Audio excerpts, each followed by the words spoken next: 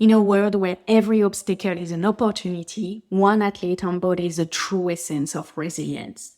Meet Lynda Holt, a force to be reckoned with, whose journey from the podium to the present day is a testament to the power of the human spirit. Join us on an extraordinary ride as we unravel the highs and lows of Lynda's career and the untold stories of her triumph beyond the track. Get ready to be inspired. Get ready to witness the unstoppable spirit of Lynda Holt. Hello, and welcome to Lucky Last, the podcast where every ending is just the beginning of something extraordinary. I'm your host, Marie, and in every episode, we'll uncover the most incredible stories of resilience, hard work, and success. Lynda, bonjour. Hi. Hello. Thank you so much for coming in my podcast, Lucky Last. I'm very happy and honored to have you here. You have an incredible journey and background. Thank you for taking the time to share your story with my listener. Oh, thank you so much for having me. I'm looking forward to our chat. Thank you. So, Lynda, I'm going to give a bit of background about you. You are an Australian Paralympic athlete. You won a silver medal at the 2000 Games in Sydney. Yes. And you haven't stopped competing ever since. Let's be honest, you do a lot of sport and competition. Yes. You are a force of resilience and determination. You not only conquer the podium, but the challenges that life thrown at you. You are as well a successful entrepreneur. You have two businesses that are working very well. And that prove that your drive extends beyond the finish line. So Lynda, thank you and bienvenue. Thank you. Yes, I'm very driven. I'm very goal driven, and I just see something I want and I'll go for it. I can tell. And we are going to talk about this. Let me share a bit more about you. Sure. You were born with an handicap. Spina bifida is a condition that occurs when the spine and the spinal cord don't form properly. Correct. You grew up with walking calipers? Yeah, I didn't walk as such. It was just basically a brace that fitted my legs, and I did use that, and a wheelchair. Always wheelchair, but had that as well. But to be honest, it wasn't very easy to move around. I did migrate back into the wheelchair when I was a bit older. Okay. At 9 years old, you joined the wheelchair sports club. Yes. And for once in your life, you felt included and accepted. Yes. Can you tell me more about that time? Well, back in the day, I'm a bit old, so back in the 70s, 80s, disability wasn't as accepted back then. They didn't really know what to do with us. So at school, I wasn't included in sports carnivals, things like that. They just have me on the side watching and things. So really, we're excluded a lot. Yes. And times have changed now, which has been amazing. But to get there, we had to, we weren't. And so when I found my sports club at 9, I did everything. I tried everything to see what I enjoyed. And in the social side, I met some really great people, and we all had a similar experience because we're all disabled, different, varying disabilities. And then we basically found our place. And so from there, it just started from there. Like I said, I did everything. I did swimming, I did track, I did field, I did basketball. I did everything. I tried it all. And, I was good at some and not so great with others. But, you had to find at 9, no one cared at 9 if you were, Olympic athlete. So, and then I found I was better in shot put and discus. And then it just grew from there. And I went to start going to competitions and... Yeah, but that's really where I started and found my place in the world. And did you know at that time that sport will be with you forever? Didn't. When I was 9, I didn't, but I really gravitated toward it. Yes. And then back then, a lot of times I was like, oh, you're disabled, go and do sport. Some people are just not sports minded. Mm-hmm. Lucky for me, I didn't know it, but when I did get into it, I just loved it. So, yeah, and sport from that day onwards has always been a part of my life in one form or another. One sport, different sports. I'll try anything. I'm not a great spectator, but I do love playing sports. So I'll have a go at anything. But yeah, sports was really important to me my whole life. Without it, I don't know, I'd be a different person, I think. It was bit of my identity. So you said a bit earlier that you were not participating to the school activities and sports. I know that you went to 8 different schools. Correct. Is this related? Not to sport, but related to my disability. Like, once again, back then, they didn't really know what to do with us. Yeah. And from year 1 to year 3, they pretty much put me in the back of the room looking out of a window because I didn't know. And I'd pretty much written my name by the end of it. And they're going, yeah, great work, Lynda. That's great. You know, off you go. And Mum was noticing, and I'm like, you're grade 3 now and you can't even read. Like, you were really... So then... And she approached the school and they're like, oh, no, she's fine. I don't know. They just didn't know what to do with me. And I was the only disabled person in the school. So they just let me turn up. And of course, I was lazy at the time, I guess. I was a normal kid. I was like, yeah, I'll look out the window. Or in this particular school, it was like they had open doors and I could see the next class was doing art. I went, oh, that's way more interesting than what we're doing. And they let me get away with it. And so I did. But then I moved to grade 3 to another school. And then I just kept moving for one reason or another, like it was too far away or it wasn't, just different reasons. I can't even remember what the reasons, but there was 8 schools. And then I went into year 7 and then I actually had to repeat a year because from year 1 to year 3, I'd been level 1 standards. So then while I was doing year 4, I was catching up on 1, 2 and 3. So I had to repeat 4. And then so I moved after that, I did the repeating. And then I went on to high school, so I moved to another school. And then actually year 9, I think it was, I had the opportunity to move into a house.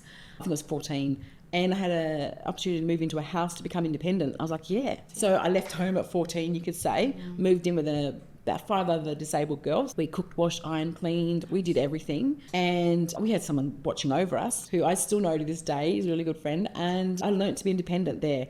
And I guess that's where I learned motivation and just like, if you want it, do it yourself. Nobody will do it for you. Exactly. So, and I was still going to school and I was, doing everything like that. So my experiences from year 1 to, I only went to year 10, kind of made me who I am today, I guess, with like being okay to being flexible, which I said to you earlier, being flexible is so important and you can't just get... Like, I hate meeting new people. I hated, going to... But I was forced into it and I just took it. And so, and it all turned out well and look where I am now. So it worked out really well. Yeah, but, as you're a child, you don't understand. So I did question a lot of things. I was like, did I do something wrong? But, as I got older, I understood. It made more sense, but not when you're a kid. Okay. So you trained a lot. Since 9 years old, you knew that you like sport. You would do something with sport. Doesn't mean that you will go far with it, but you will stay close to sport. But you trained for many, many years until you got selected. Correct. I think it was 17 years I think I trained. Yes, wow. In the end. Like I was 27, 26 when I went to the Paralympics. So from 9 till then, I trained. And like when I say train, I was like 12 sessions a week.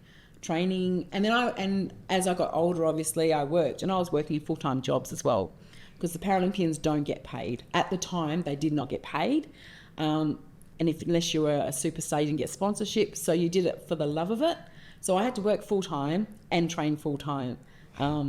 I managed it, surprisingly enough. You figure out your day. So you trained so much that it paid off. You won the silver medal for the shot put at the Sydney Paralympics Games. You put a lot of effort into it. You have to train hard to get to that level. Did you have this goal in mind from the beginning? No, at the beginning it was for fun. When I was 9, it was for fun and socialisation. Then as I started getting selected for nationals and junior teams, I was like, oh, this could be something. Still never had the Paralympics in mind because that just seemed so far out of our reach at that age. But, getting into my teens, I was like, oh, you could make it there. And then, it did change to that was my goal in the end. How have you been able to stay focused? Look, I did study a lot of things, mindset and things like that. And I learned how to always have a positive outlook. But it took time. Like, as usual, it's not something that naturally always comes to me. I had to learn skills and now I'm just always so driven and focused. So for me, if I want something, now I just aim for it and I kind of work backwards on how to get there. And sometimes I have to be flexible and it might change along the way because it's not always a straight line. Like even with business, it's never a straight line.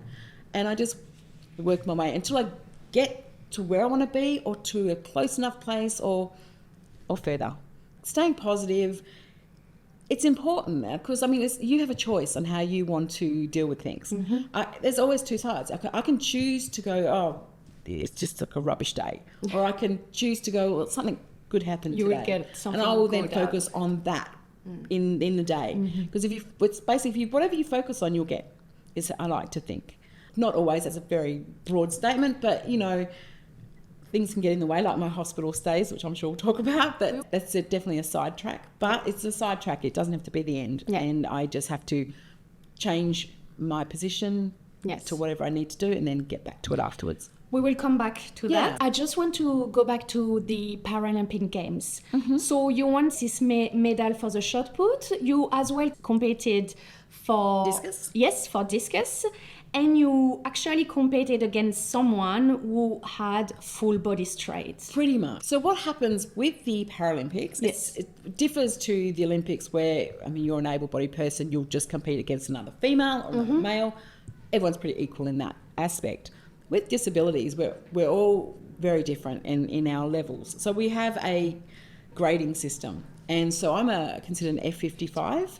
So that means I have no leg movement, but I've got fairly good trunk, full upper strength, but no leg movement. So therefore, they then put us all into the group to compete equally and fairly with a person of the same disability.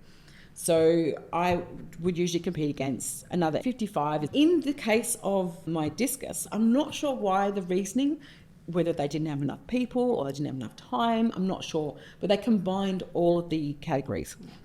So I'm kind of a mid-range. 55 is a middle. There's 53s, 52s under who've got no balance and things like that. Then there's a 56, 57s, etc. And as it goes up, they progressively get less disability. Yes. So the higher ones are 58s and 57s. They've got leg movements and leg strength. And yes, we're all still sitting in a frame, but it's there. Their trunk is there. Their full core strength is there. And it's going to make a difference. Of course. So competing against someone who is not from your category is a bit unfair. What they did is they put us all together and it was basically whoever got first, second and third. So the girl actually I competed with, and I feel really bad for her, she broke the world record in our category. Broke the world record, but come fourth in the whole group. So she walked away with no medal, got they obviously gave her the world record because that's just documented. She did not get a medal for that event. No recognition. I got second, no medal for that event. So a bit of a...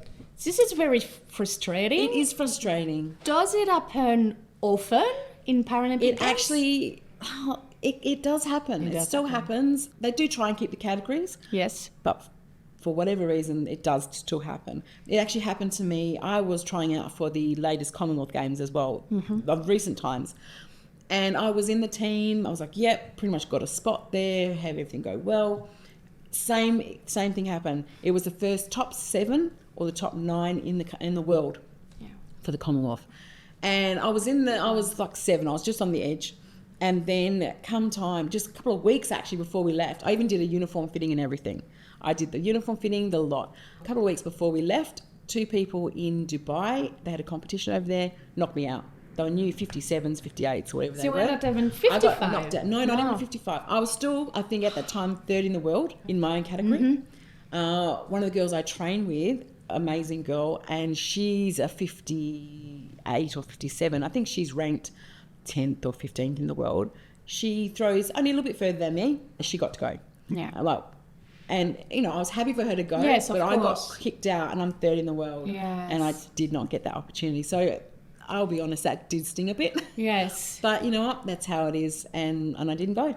Yeah. I really hope things will change. I hope they do see that's how unfair it is. But they want medals and they want to showcase an event But again, it's going to be medals. Look, it happened and you stay so positive and you manage it with grace. Yeah, I was upset and I'd trained a lot, and especially through COVID and everything, we just had a lot thrown at us. And I had trained and I was really disappointed, I'll be honest. But you know what, I'm not going to just dwell on it. I went, well, you know what, maybe it's time then I reconsider my whole shot put and discus re-entry. Yeah. And maybe there's something else for me. And as it turns out, there was. No. So, and that's now I refocused, and then I refocused on my business until I decided what I wanted to do again, and then I just see what presents to me. Great. So let's talk to your life in general. Out of the competing circuits, pretty much all your life you've been in and out of hospitals. Look, I have. It's part and parcel of being disabled. Yeah. We just tend to end up in hospital from time to time. And for sometimes random things, and like you can't prepare for it, it just happens. In my case, the last 2 times I ended up in hospital, I had just cut myself. Simple cut through transferring badly. And so the cut turned a bit bad and I got septic and therefore it needed surgery. And it was on the back of my leg, so I'm sitting on it, it's never going to heal. Yeah. So, and then we have, like, our circulation's not as great. So there's all these factors that don't help healing. So I ended up in hospital, and for us, like 3 months I was in hospital for the first time. And that, I was laying down the entire time. I did not sit up. I did not leave the bed. I didn't leave the room for 3 months. And that happened to me again. But the second one was 4 months. Yeah. Can we talk about the 2017 one? Because you said you were trying to stay positive as much as you can be. And at week 6, the doctors came and told you that the surgery had failed and you will have to do it all over again. Yes, and actually similar happened to them in the second time around as well. Like the surgery, they did a rotation flap and they closed the hole that was there. And like I did everything right. There was nothing I did wrong, it just didn't take, and therefore all that time of healing is wasted and you have to start again. I was devastated again, and once again, this was my first time having this injury. The second time was a little easier because I knew what to expect and I knew it was going to be long, but the first time I was like, am I ever going to get out of hospital? So I did have a bit of a pity party, I'll be honest, I did, but it only lasted like a day. It really, because then I was like, okay, this is it, I don't have a choice. Let's do it again. And then each day for me was, well, now I'm a day closer to getting out.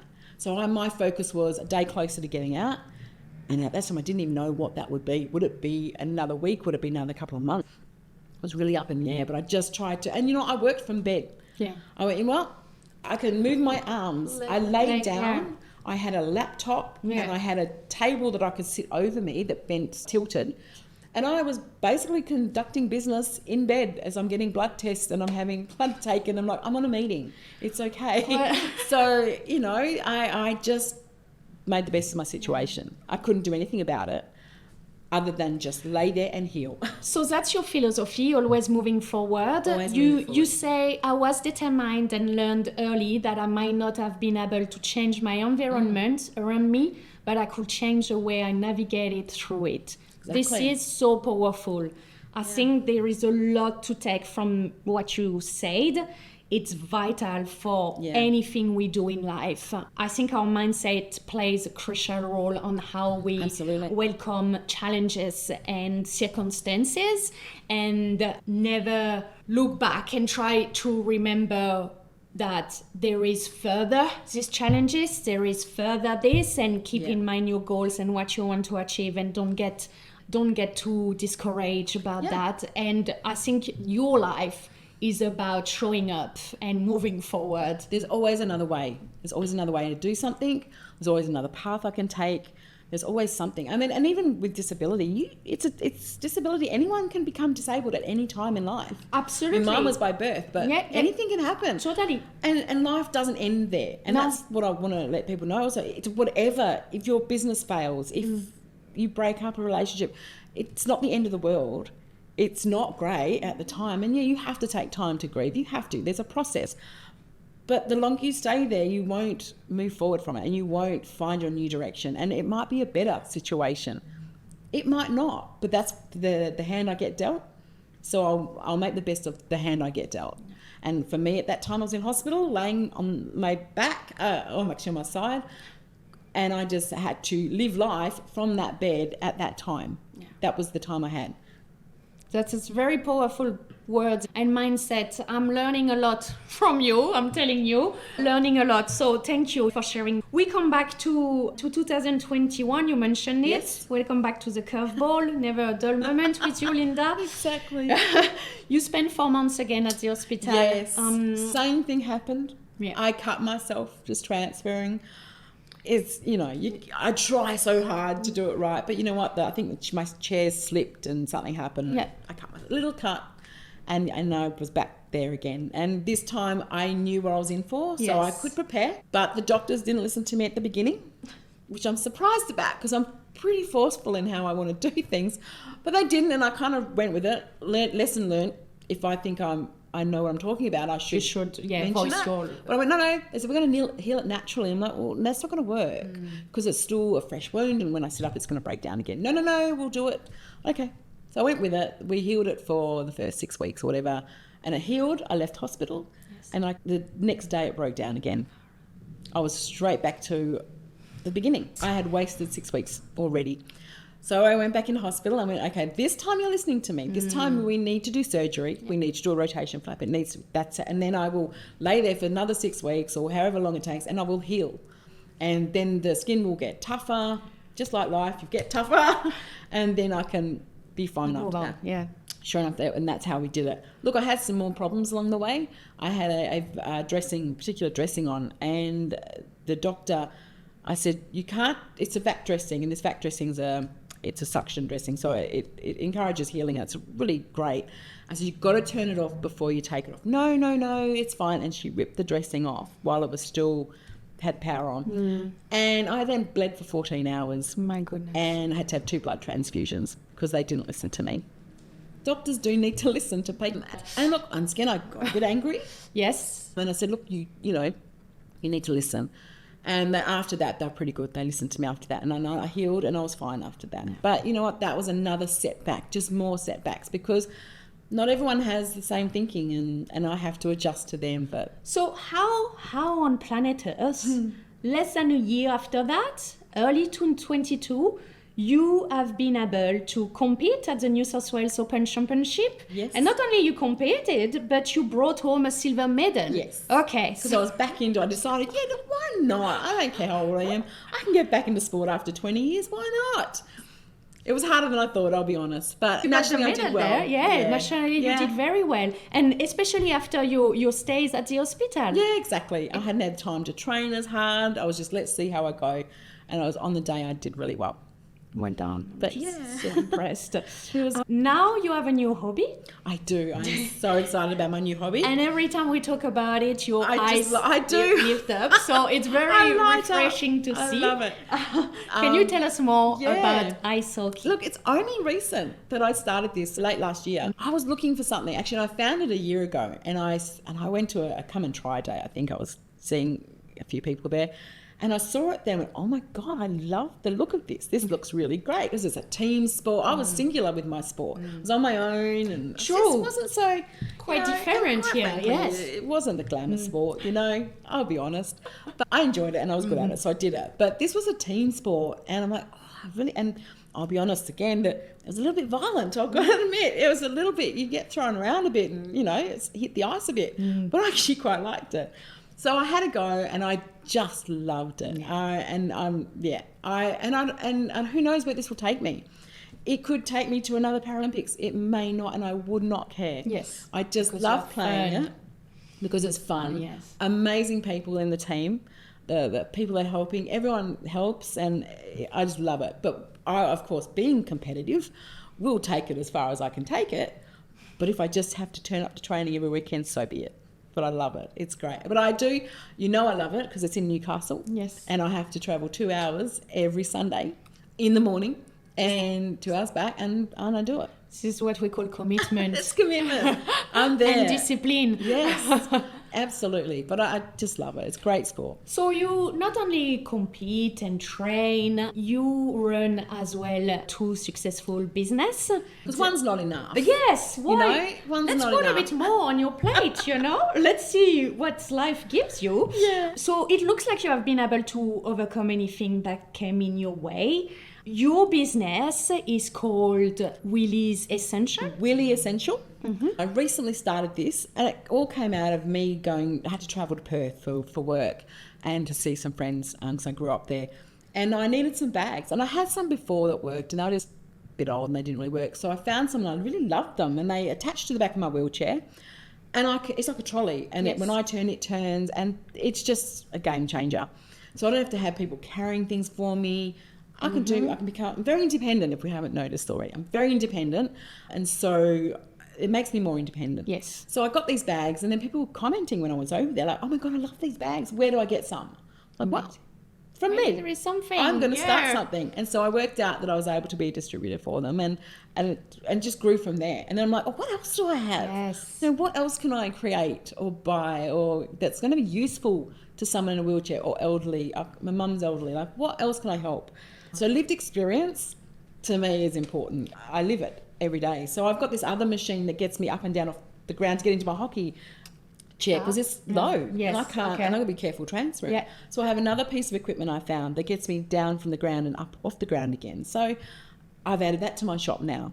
So that's my really essential business, and I just love it. It's all equipment. It's beautiful. You do have a commitment to make life easier for people with That's what I'm trying to disability. do. And Yeah. I went to your website and I loved it. Thank you. Think it's good. Very good. We've already got it hard enough. I figured, you know, Exactly. if I can make life a little bit easier for easier. someone, Absolutely.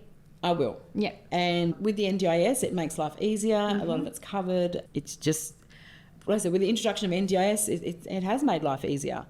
We can now do more and experience more, but we couldn't before. Amazing. Well done for being Thank you. successful on your business and helping others as Yeah. well. And then the second one I've got, the Yes, other two, yes. sorry, was my other one is I started about 8 years ago actually when Yes. NDIS first came out, and that is choice consultancy. Now with that we do support work as well. Like it's like what else can help? We do cleaning and we do support work. So once again, who can I help? And I branched out and we've been around for, like I said, 8 years now. So it's gone really well. And then recently I merged with another company to go bigger because we're already in Perth and we're already in Queensland and we're in New South Wales. And so I merged now with a company called Devian who had the same values as me. And I really got on with the team there. And so we connected, and they have people in Melbourne and Queensland as well. So now we're national. Well, I was kind of national, but now we're bigger national. Yes. And we can help more people. And we do aged care as well. So now I've covered all areas of disability and aged care. I've got these services and I've got now the equipment. Do you feel like that your passion and your commitment helped you navigate through your business and your life in general? I think, yeah, it does. And I think I'm trying to be a voice for people as well, because a lot of people, I feel it. they don't know what to say, how to say it. They can't tell you what you want, and they'll get intimidated by a lot of people. And so I'm now trying to get out there and go, well, we need changes, and if I can help in any way, I will. So I'm a bit more vocal, and being the person I am, I do want to make change. So however I need to make that, I will. I try. You know, I still have limitations. I don't like them, but I do try and get around them, find another solution, because once again, being flexible is the way to go. I think everyone has something to learn from you, Lynda, in your journey. You have shown so much resilience in your life. It looks like you have been able to handle anything that comes your way. I'm sure it has not been easy. No. I'm sure it challenged you multiple times in your life, but your mind seems unbreakable. And I feel like your body is following your mind. When you put something in your mind, you will be able to get your body through that as well. What would you say to someone who is currently struggling to achieve their growth and their goals? I would say actually a big part of it is not to compare yourself with others. People have this tendency to go, well, they're doing the same thing and they're doing it better than me, so I can't do it. I'm not very good at it. It doesn't matter. It does not matter. You have your own pace. Yes. And you go at your own pace. And once again, and if you can't go a certain way, we zigzag. We go another way. As long as we have an end game, this is where I want to be, we can get there. But comparing yourself to others is a big part of people's imposter syndrome and feeling bad about themselves, and I can't do it, so I won't do it, and I'll just go and do something else. Where really, you can be so helpful to other people, and hearing their story, your story could help other people. But by not comparing yourself, you'll get there. Where if you, that's probably the biggest advice is just run your own game. Yes. You know, and if it takes you longer because you're working from a hospital bed, it takes me a bit longer, and I might not get to where I want to be at the time I wanted to, but I will get there. And ask for help is another thing. People, you know, try and do it all themselves, and once again compare themselves. Well, they did it all on their own. Not really. If you really look behind a business or anything, a life, there's always people helping you, and you just got to find places to get the help and ask for it. Lynda, thank you. Merci beaucoup. You are a true force of nature. Really impressed by your journey. You've shown so much resilience, determination, and discipline along the way. It's unbelievable. So thank you so much. I will definitely watch closely this ice hockey Watch this space. story. We never know what is going to Ice hockey is happen. my new thing. So yeah. Merci beaucoup. Thank you. Thank you so much. Thank you so much for joining me on this episode of Lucky Last. If you enjoyed today's conversation, remember to subscribe or follow me on your favorite podcast platform. And if you are more of a visual learner, you can catch the video version of this episode on my YouTube channel. Just search for Lucky Last and hit subscribe to never miss an episode. As always, your support means the world to me. So until next time, keep chasing your dreams and embracing those lucky last chances. See you soon!